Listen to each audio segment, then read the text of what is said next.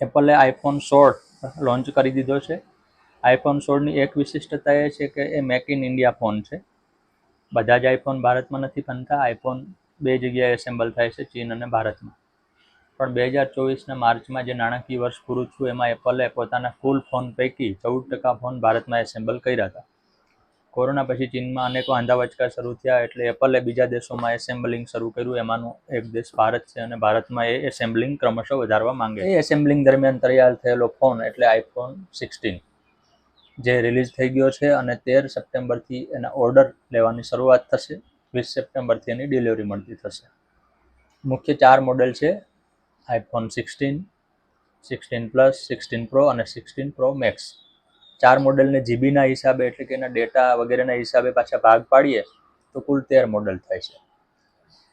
કિંમત 80,000થી લઈને 1,85,000 સુધીની છે, અલગ અલગ મોડેલ પ્રમાણે. મેમરી પણ મોડેલ પ્રમાણે 128 જીબીથી લઈને 1 TB સુધીની છે, જે એપલના સામાન્ય રીતે ફોનમાં હોય છે.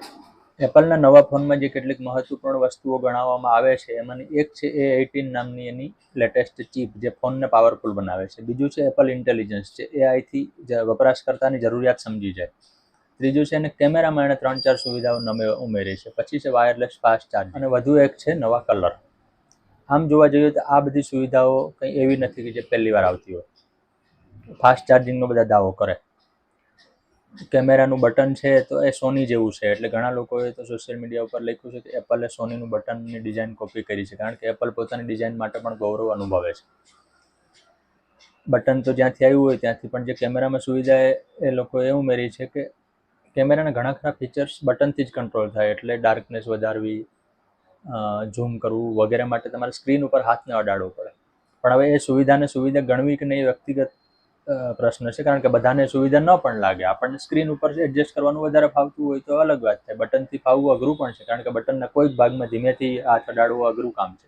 2007માં સ્ટીવ જોબ્સ જ્યારે હયાત હતા ત્યારે એણે એપલનો પહેલો આઈફોન લોન્ચ કર્યો હતો.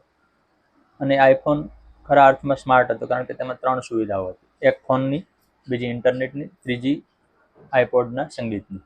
એટલે ત્રણેય વસ્તુ ભેગી આવતી હોય એવો એ જમાનાનો પહેલો ફોન હતો, એટલે મહત્વપૂર્ણ હતો અને હિટ પણ ગયો. એ ફોન હિટ ગયો એટલે એપલે દર વખતે નવા સુધારાઓ સાથેના મોડેલ લોન્ચ કરવાનું શરૂઆત કરી. શરૂઆતમાં 2-3 વર્ષે નવું મોડેલ આવતું હતું, હવે દર વર્ષે આવવા માંડે છે.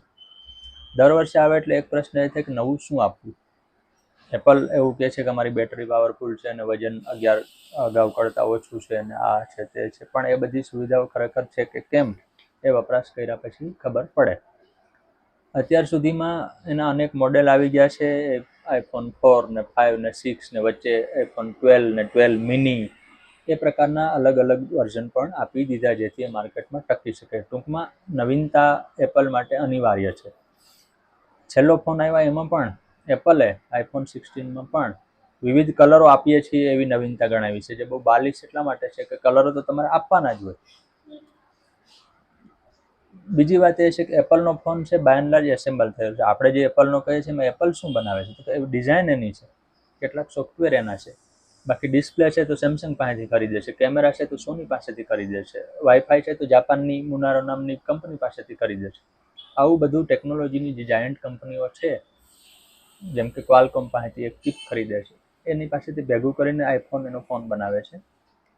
આવા ફોનનું જે બિલ ઓફ મટીરિયલ એટલે કે એમાં વપરાતી સામગ્રી ખરેખર કેટલાની થાય છે આપણે ચેક કરીએ તો ફોન જે વેચાય છે એનાથી લગભગ અડધી કિંમત હોય.